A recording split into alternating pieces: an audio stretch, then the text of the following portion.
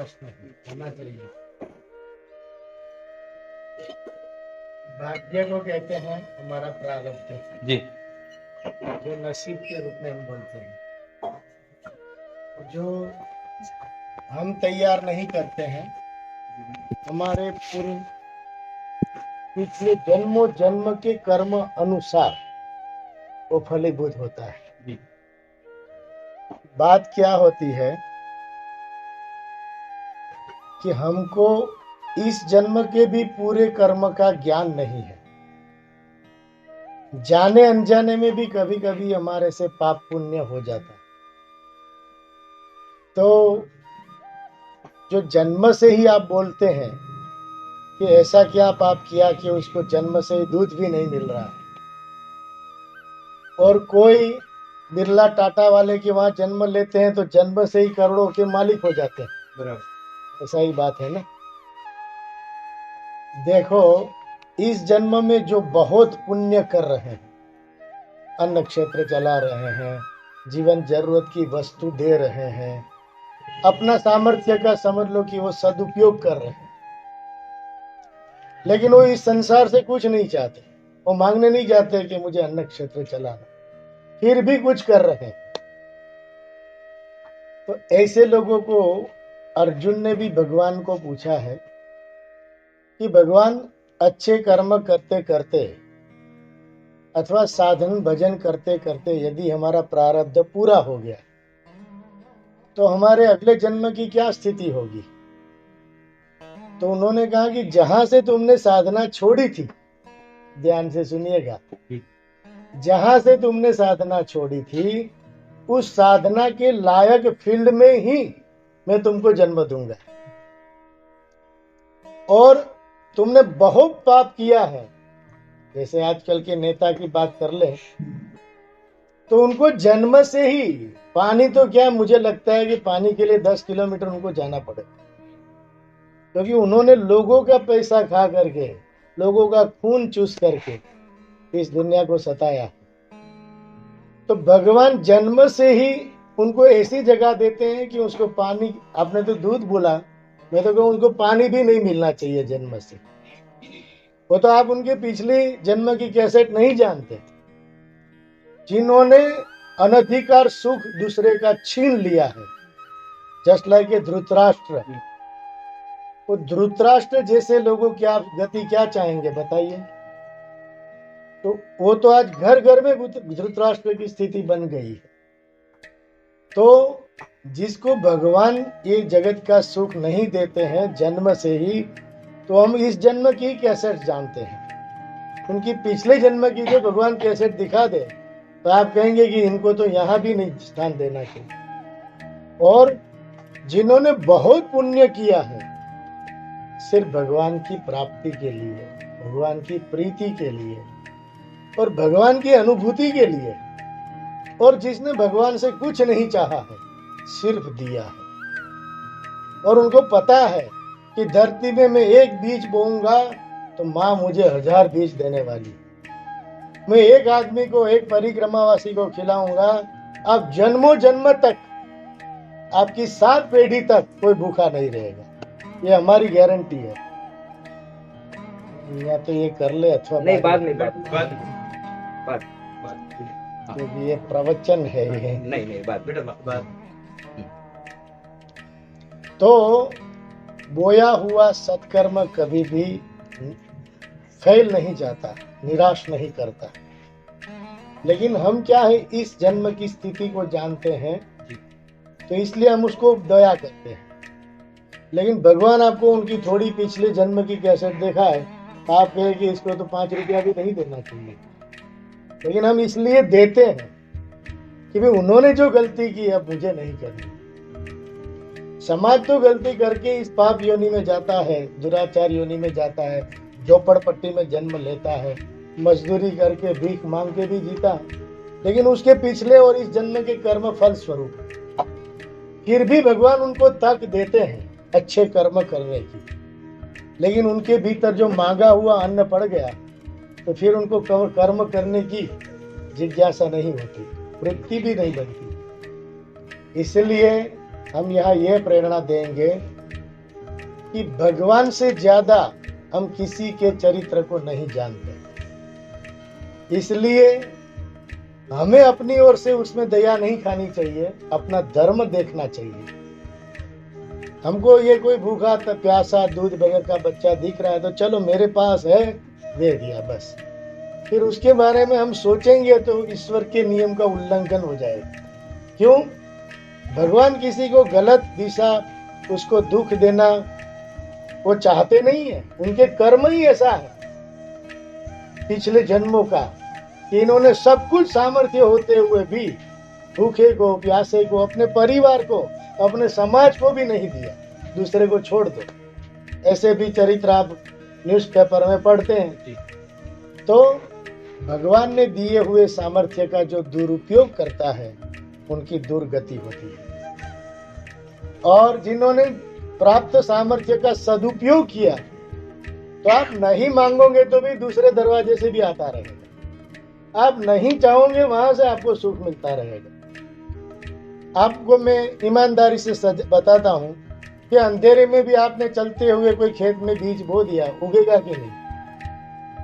अंधेरे में बीज बोझ दिया, आंखें बगैर के आदमी ने भी बो दिया तो भी उगेगा कि नहीं? तो मेरा भावार्थ है कि जाने अनजाने में किए हुए कर्म का फल भी प्राणी मात्र को मिलता है। ईश्वर की डायरी में अंधेरा नहीं है। हाँ, उनको किसी को दुख देकर भी उनको कोई सुख नहीं मिल रहा, वो तो सिद्धांत का पालन कर रहे हैं और वो विधाता नियम से चलते हैं। बाकी भगवान ने तो स्वयं कहा, गहना कर्मणो गति ही, मैंने कर्म की गति इतनी गहन बनाई है कि उसका पालन मैं भी करता हूं। देखिए, बाली को पीछे से बाण मारा क्योंकि उनका सामर्थ्य ऐसा था, तो भगवान ने उनको कहा कि कृष्ण अवतार में तुम पार्थी बन करके आ जाना और मुझे भी बाण मार के हिसाब कर दे। नहीं तो भगवान चाहते तो, आजकल के नेता चाहते तो उसको तो क्षमा करवा देते कि भाई इसको दूर कर दो, लेकिन नहीं, उन्होंने कहा मैंने जो नियम बनाया है उसका मैं पालन करूंगा। तो भाग्य हम स्वयं अपने सत्कर्म से बनाते हैं।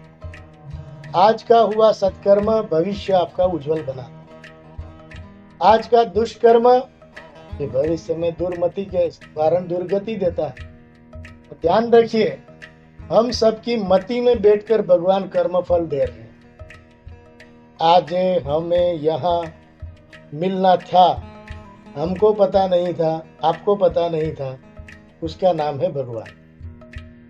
अगली परिस्थिति में भी हमको क्या सुख दुख मिलने वाला है ना हमको पता है, ना उस परिस्थिति में जो दुख सुख देने वाला है उनको पता है। लेकिन जिसको पता है उसका नाम है विधाता, उसका नाम है परमात्मा। तो परमात्मा को तो हमारी जन्म से मृत्यु तक की कैसेट फिक्स है। हमको नहीं मालूम है कि कल 12 बजे हम कहाँ रोटी किसके हाथ से खाएंगे। इनकी डायरी में फिक्स है क्योंकि आपका कर्म फिक्स है। उनकी डायरी में आपका भूतकाल का सभी कर्म तैयार है कि इतने बजे यहाँ से इनको ये रोटी मिलेगी, इतने बजे इनको यहाँ हम ये सुख देंगे। तो सुख दुख मान अपमान अनुकूल प्रतिकूलता उसको द्वंद्व कहते हैं, और वो अपने कर्म के अनुसार अपनी बुद्धि में वो प्रकाशन करते हैं। और उसकी चैलेंज मैं आपको देता हूँ कि आप कहते हो 24 घंटा की मन मेरा है, बुद्धि मेरी है, मैं अपनी बुद्धि से सोचता हूँ, लेकिन देख लो 5 सेकंड के बाद क्या विचार आएगा आपको नहीं मालूम। नहीं तो लिख के दो 5 मिनट में क्या विचार आएगा। तो अगला विचार आपके हाथ में नहीं है तो अगला कर्म आपके हाथ में कैसे हो सकता है? और विचार के अनुसार कर्म होता है, ये देख लो।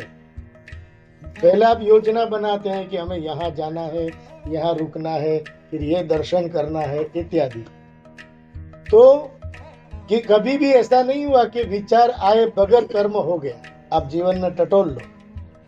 ऐसा कभी नहीं हुआ कि शरीर उठ के रसोई बनाने लगा अथवा पूजा करने लगा। नहीं, पहले विचार करते हैं कि आप उठेंगे, भगवान के पास बैठेंगे और पूजा पाठ करेंगे।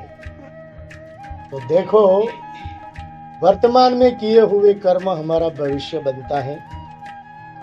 भूतकाल के कर्म के अनुसार भी वर्तमान की परिस्थिति घटती है, बनती है, सहज बनती है, हमारी चाह से कभी कभी विरुद्ध भी बन जाती है। इस टूर का ही दृष्टांत देख लो कि हम कल्पना नहीं कर रहे थे, वो दृश्य हमारे सामने आ गए, माने इतना ईश्वरकृत सर्जन हो गया। तो हर परिस्थिति का निर्माण आपका ही किया हुआ कर्म का फल बन करके आता है। कि दुख हमारे को हमको जीवन में जो दुख बोया है तो दुख सामने आएगा। हमने किसी को सुख दिया है तो अनुकूल परिस्थिति सामने आएगी। तो परिस्थिति ये आपके कर्म के फल की चुनौती है, स्थिति है। लेकिन ध्यान दीजिए कि उसके परिस्थिति में आप अपना स्वधर्म निभाकर जिएंगे तो आपका भविष्य उज्जवल बनेगा। स्वधर्म की उपेक्षा करेंगे तो भविष्य दुखद बनेगा। इसलिए गीता जी में भगवान ने कहा, स्वधर्मे निधनम श्रेयः परधर्मो भयावहः। जैसे अर्जुन ने कहा कि भगवान मुझे तो युद्ध नहीं करना है क्योंकि ये सब सगे हमारे हैं।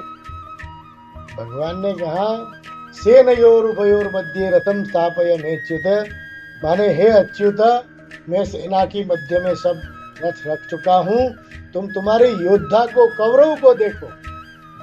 अब उनको बोला कि कौरवों को देखो, उसने क्या देखा? अरे ये तो मेरे पूजनीय भीष्म पितामह है, जिसकी गोद में मैं बड़ा हुआ हूँ, जिसने मुझे धर्म अधर्म सिखाया है। तो देखो, आपको कोई कहे कि आप जस्टिस हो और आपके बेटे कुछ समझ लो कि गलती करके आया हो, तो आपको तो यही कहा जाएगा कि ये आपके जुल्म करने वाले को देखो। उसकी बजाय आप देखने लगोगे तो मेरा बेटा है।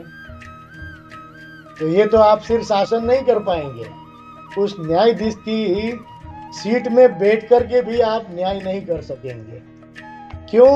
मेरा बेटा। तो जीवन में स्वधर्म के अनुष्ठान में ममत्व भी यदि आवरण बनता है तो भगवान कहते हैं कि स्वधर्म की उपेक्षा से कभी भी किसी को कल्याण होने वाला नहीं है।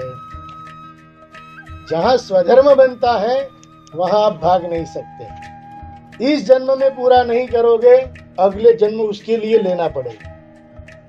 इसलिए स्वधर्म की उपेक्षा करके मैं सुखी हो जाऊंगा अथवा परिस्थिति से भागकर मैं सुखी हो जाऊंगा, ये कभी भी सही रास्ता नहीं है। हमारे आश्रम में भी लोग कहते हैं, स्वामी जी मैं गृहस्थ आश्रम से कंटाल गया हूँ, मुझे सन्यास दे दो। मैंने कहा कंटाला के बाद का ये सन्यास की स्थिति नहीं है। सन्यास का अर्थ है कि आपने लोकेशना, वित्तेषणा, शिष्येषणा छोड़ दी हो। आपने इस लिमिटेड संसार को अपना व्यापक संसार बनाने की दृष्टि हो, तब सन्यासी बना जाता है। अभी हम अपना सुख दुख परिवार से ही सीमित सोचते हैं, और सन्यासियों को क्या सोचना है कि मैं पूरे ब्रह्मांड के जीवात्माओं को सुख पहुंचाऊं। इसलिए हम सबको क्या कहा, वसुधैव कुटुंबकम।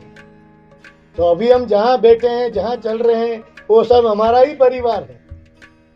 तो सन्यासी का परिवार पूरा ब्रह्मांड होता है, गृहस्थी का परिवार लिमिटेड होता है। वो परिवार की सुख के बारे में सोचता है, हम पूरे ब्रह्मांड के लिए सोचते हैं कि हमारी वाणी से, हमारे वर्तन से, हमारे विचार से कोई अधर्म ना हो जाए, किसी को दुख ना हो जाए, कष्ट ना हो जाए। तो ये सन्यास धर्म में आता। क्यों? ये सब मेरे फैमिली मेंबर्स हैं। और गृहस्थी लोग क्या कहेंगे, वो बैठे हैं ना, वो मेरा बड़ा भाई है, वो मेरा छोटा भाई है, वो अपना इस तरह से परिचय देंगे। तो सन्यास में क्या है, वो कोई घर छोड़ता नहीं है, घर बड़ा बनाता है, उसको सन्यासी कहते हैं। तो भाग्य माने आप वर्तमान को ऐसा उचित बनाइए कि भविष्य हमारा उज्जवल हो। वर्तमान में वो गलती ना करे कि जिसके कारण भविष्य हमारे लिए असह्य बन जाए। समझ में आया ना? और प्रारब्धवशात कोई दुख आ गया, ये बात आई ना कि कभी कभी हमने कुछ गलती नहीं की हो तो भी ऐसा हो जाता है कि कष्ट आ गया, दुख आ गया। तो हो सकता है कि हमने इस जन्म में न की हो, पिछले जन्म की भी हो सकती है। और उसमें भी, हाँ ये तीव्र बात है, एक होता है मंद प्रारब्ध, एक होता है मध्यम प्रारब्ध और एक होता है तीव्र प्रारब्ध। प्रारब्ध का आप पर्यायवाची शब्द यही समझ ले कि भाग्य। भाग्य हमारा प्रारब्ध बन के ही आता है।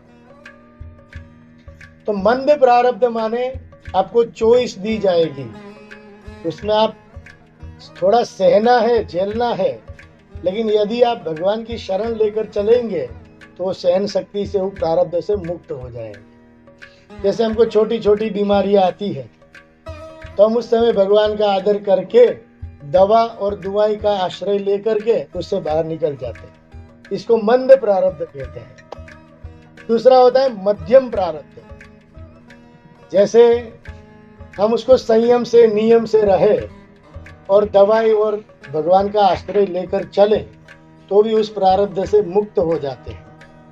लेकिन जो तीव्र प्रारब्ध होता है, जैसे मध्यम प्रारब्ध का हम अर्थ बताएंगे कि जो सत्यवान को सावित्री देवी ले आई, यमराजा से ले आई, बताओ क्या सामर्थ्य होगा, उनकी साधना होगी। तो कहने का अर्थ है कि जो मध्यम प्रारब्ध है वो साधना के बल से आप निवारण कर सकते हैं, साधना के बगैर नहीं कर सकते। हाँ, जो साधना का माने, साधना मीन्स आप इष्ट देव को जो चाहते हैं उसकी शरण बनाए रखें, उसका नाम स्मरण बनाए रखें। सुखदेव जी ने तो भागवत में कहा कि स्मरण ही जीवन है और विस्मरण ही मरण है।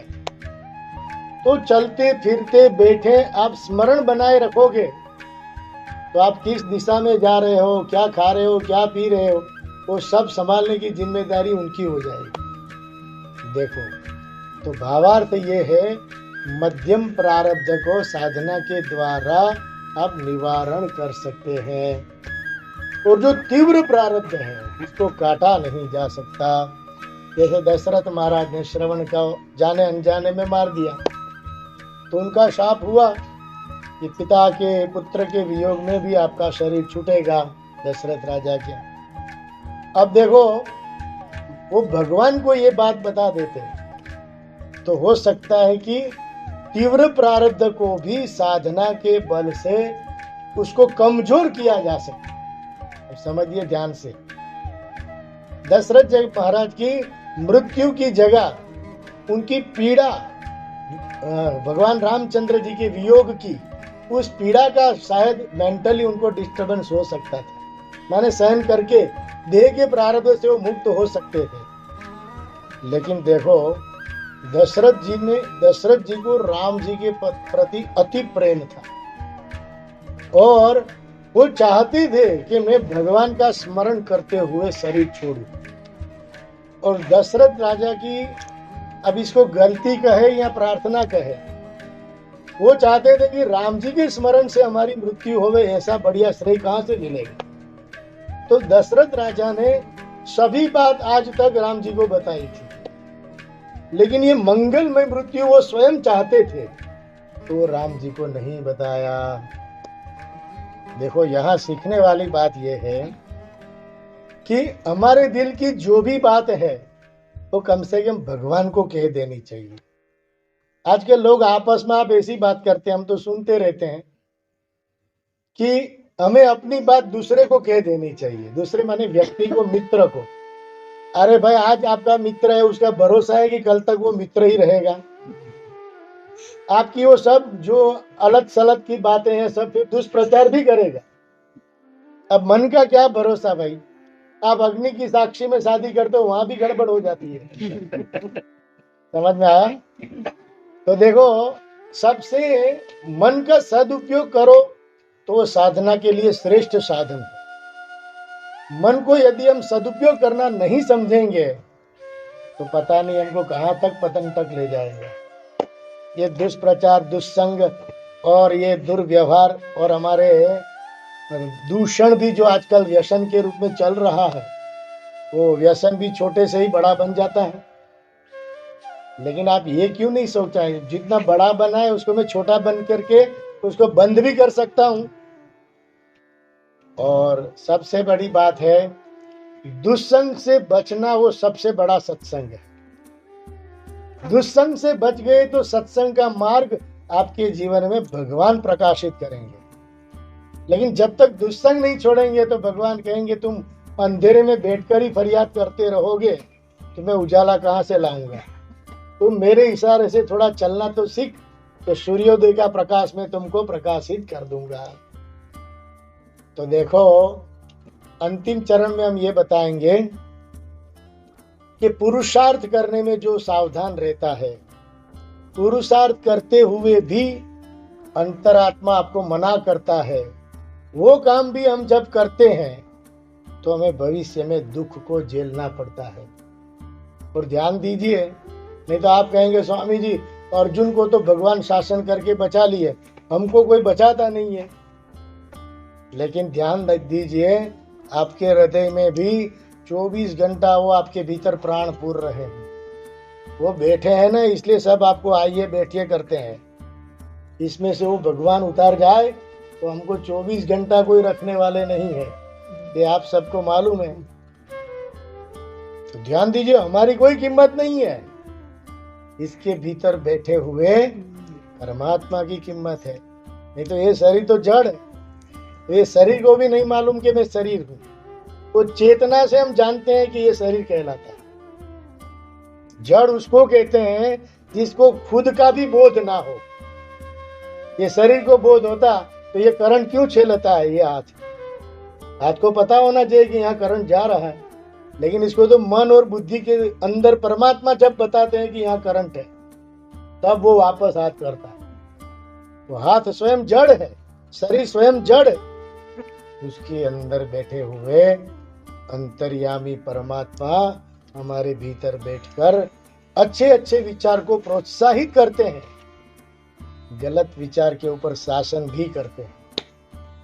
आपको मैं साइकोलॉजी बताऊं कि आपको ऐसा लग रहा हो कि मैं अगले वाले आदमी के पर्स में से 1 रुपया ले लूं, तो ये विचार के साथ ही आपके अंदर देखो फीलिंग होगा, क्या ले तो लूंगा लेकिन कोई देख लेगा तो हमारा क्या होगा। तो ये जो भीतर फीलिंग आई कि ऐसा नहीं करना चाहिए, तो कौन कहता है? आपको स्वीकार करना पड़ेगा कि मेरे अंतरात्मा ही बोल रहा है। तो जो कर्म किसी से छुपाने की वृत्ति हो, जो कर्म से करने से पहले ही भय लगने लगे और कर्म करने के बाद पछतावा होने लगे, तो समझ लो ये भगवान मना कर रहे। तो अर्जुन के रथ पर बैठकर जैसे भगवान बोल रहे थे, जैसे ये आपके शरीर रूपी रथ में भी वही अंतर्यामी बैठे हैं जो आप कृष्ण की कृपा से चल रहे हैं। तो यहाँ ये कहने जा रहे हैं, आप गलत करते हैं तो 3 रिएक्शन अंदर से आएगा, भय होगा, ग्लानि होगी और करने के बाद पछतावा का एहसास होगा। और जो छिपाने की वृत्ति है, समझ लो भगवान का मना है। और पॉजिटिव भी है कि वो कर्म करने से भी हृदय में प्रसन्नता हो कि नहीं नहीं नहीं, ये बहुत अच्छा काम हो रहा है, किसी को करना भी देना चाहिए और हमें भी करना चाहिए।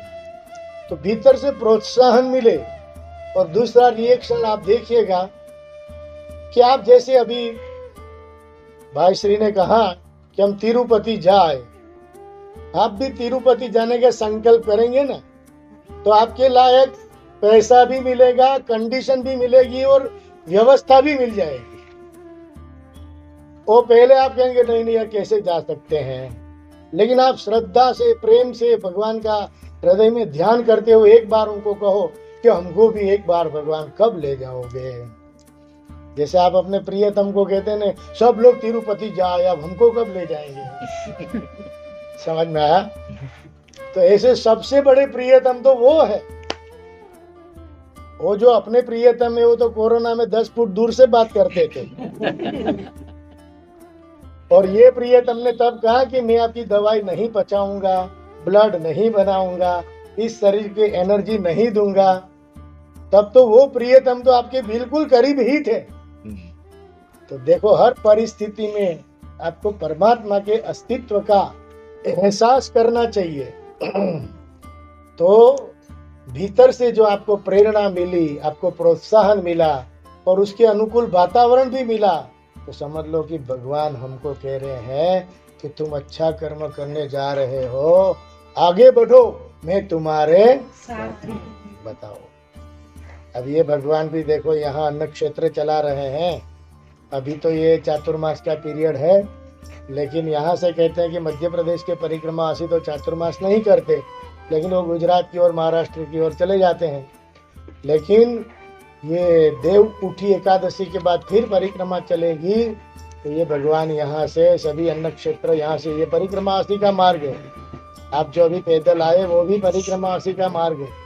तो देखो इतनी बड़ी सेवा का, सत्कर्म का बीज वो बो रहे हैं, उनको तो भगवान भव्य अति भव्य वैकुंठ में, स्वर्ग में, शिवलोक में स्वागत करेंगे, क्योंकि कितने दुरात्माओं को वो तृप्ति दे रहे हैं।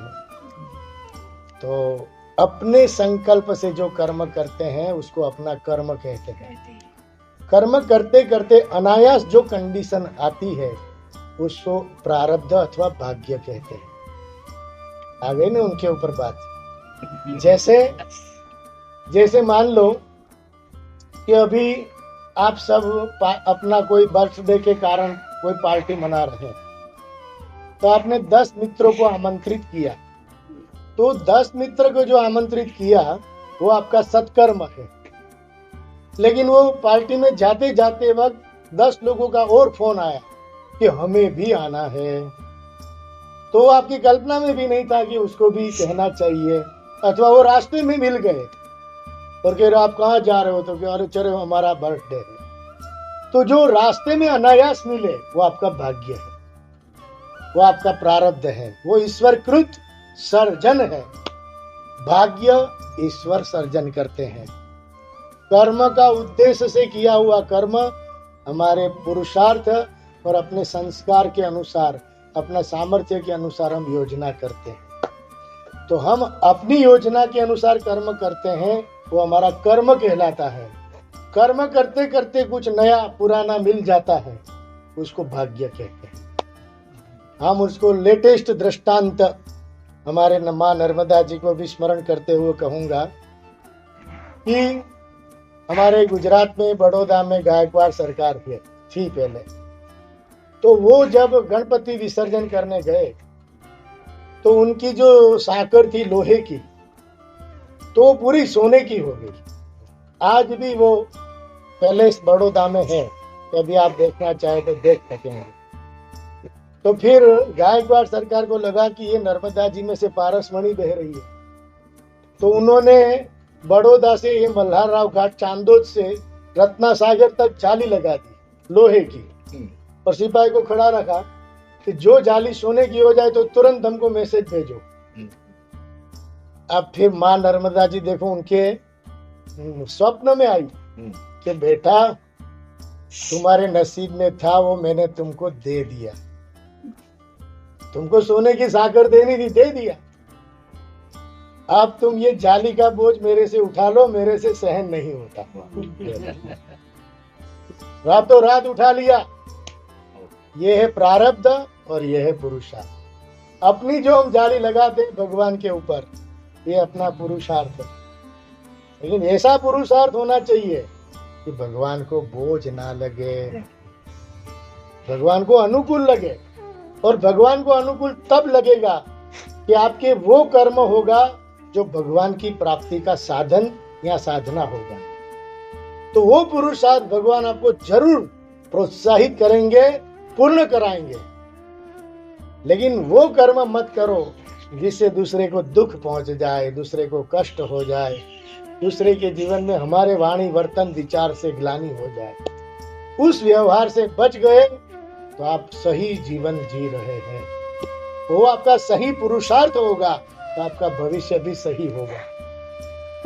वो जो भविष्य में आपको फल मिलेगा वो आपका प्रारब्ध कहलाएगा, वो आपका भाग्य कहलाएगा। अब देखो ना, आप गुलाब का एक पौधा बोते हैं, आपको मालूम है कि इसमें कितने गुलाब आएंगे। आप क्या कहते हैं, मेरे भाग्य में होगा वो मिलेगा। हुआ कि नहीं?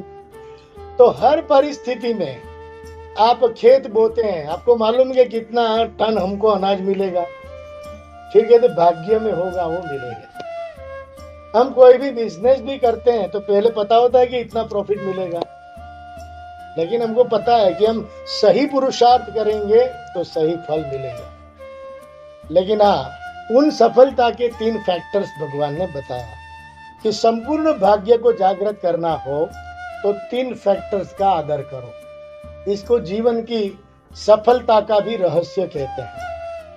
सबसे पहला है पुरुषार्थ। शरीर, मन और बुद्धि से किए हुए कर्म को पुरुषार्थ कहते हैं।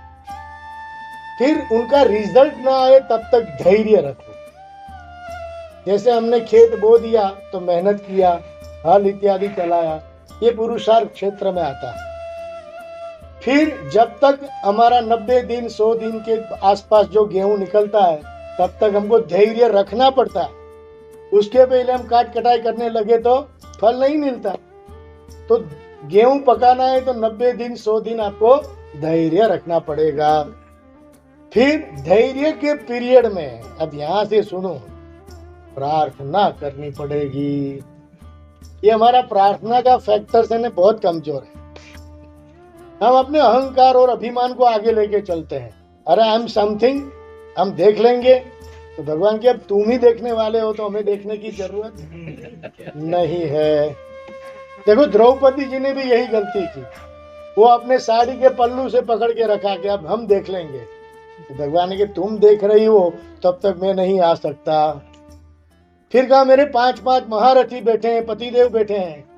तो कह रहे तुम्हारे पतिदेव बैठे हैं तो तुम उनको पूछो कि संभालोगे कि नहीं। वो सब न संभाले तब मैं तैयार हूं। तो देखो, अहंकार रहित जीवन जीने का आप प्रयास करेंगे, ईश्वर समर्पित जीवन का निर्णय करेंगे, आपके सामर्थ्य से ज्यादा सुख, आपके पुरुषार्थ से ज्यादा भाग्य को आप जगा सकते हैं। ये जवाब आपको मिल रहा है। क्यों? वो उदार चरित्र है। आप एक बीज बोते हो 10 निकलता है, 1000 निकलता है। वो कंजूसाई नहीं करेंगे, लेकिन हाँ अपने अहंकार को बाजू में रखकर उनकी शरण स्वीकारिए कि भगवान मैंने तो बीज बोया है, तुम तय करोगे कि मेरा भाग्य क्या बनाना है। लेकिन हाँ, हे भगवान मुझे इतना ही सुख देना कि मैं आपको भूलूं नहीं तो लोग पैसा आने के बाद भगवान को भूल जाते हैं। तो भक्त कभी ऐसा नहीं सुख चाहता कि मैं सुख का साम्राज्य मिलने के बाद भगवान को भूल जाऊं। वो कभी कभी हमारे आयोजक बोलते हैं तो स्वामी जी बहुत लोगों को आना था लेकिन कह रहे थे टाइम नहीं है। अरे टाइम तो भगवान के लिए निकालना पड़ेगा। भगवान ने कभी आपको कहा कि तुमने भोजन तो डाल दिया, मुझे पचाने का टाइम नहीं है? ऐसा कहा कि नहीं आपने खाना तो अंदर रख दिया है, मैं इसका ब्लड एनर्जी नहीं बना सकता, टाइम नहीं है। आज मैं तुमको ऑक्सीजन नहीं दे सकता, तुम्हारा कार्बन डाइऑक्साइड निकाल नहीं सकता, मुझे टाइम नहीं है। ऐसा भगवान कभी भी हमारे लिए नहीं करते। लेकिन अंत में कह दूं, सबसे ज्यादा आपको भगवान चाहते हैं और वो हर क्षण चाहते हैं कि मेरा बेटा जन्मों जन्म से मेरा से बिछड़ा हुआ है, इस मनुष्य जन्म में मेरी प्राप्ति कर ले। तो आपकी हर प्राप्ति के पीछे यदि आप उनकी ओर आगे बढ़ोगे तो 10 कदम आपकी ओर ज्यादा बढ़ेंगे। बस इस विश्वास से आगे बढ़ो। वही सबसे बड़ा सौभाग्य है कि हमको भगवान का साक्षात्कार जीवन में हो जाए। इस मनुष्य जन्म में ज्यादा पैसा, ज्यादा पूंजी, इससे तो भगवान की स्मृति नहीं बढ़ती। यदि पैसों से ही सब कुछ बनता होता तो आजकल के नेता लोगों को सबसे ज्यादा भगवान का आनंद मिलता होगा, लेकिन नहीं। हमारे शास्त्र में बताया है कि मनुष्य जन्म में ही भगवान की प्राप्ति का सामर्थ्य बना है। पशु योनि, देव योनि में भगवान की प्राप्ति संभव नहीं है, और 3 ही योनि है। या बहुत पाप किया तो हम पशु योनि में जाएंगे, बहुत पुण्य किया तो देव योनि में जाएंगे, मिक्स कर्म किया, ज्यादा पाप भी नहीं ज्यादा पुण्य भी नहीं, तब मनुष्य जन्म मिलता है। और उस पुण्य में भी ज्यादा उत्तम कोटि का कर्म किया तो ब्राह्मण के घर, उसके नीचे किया तो क्षत्रिय, वैश्य, शूद्र, ये भी कर्म के अनुसार। लेकिन मनुष्य जन्म में ही ऐसा सामर्थ्य है कि आप भगवान की प्राप्ति कर सकते हो। तो मैं आप सबको जीवन का सबसे बड़ा सौभाग्य भगवान की प्राप्ति से विशेष कुछ नहीं है। इसलिए कम से कम इतना वादा करो कि उन्होंने 24 घंटे का जीवन दिया है तो मैं 24 मिनट तो उनके लिए निकालूंगा, तो ये सत्संग मेरे लिए सार्थक हो जाएगा।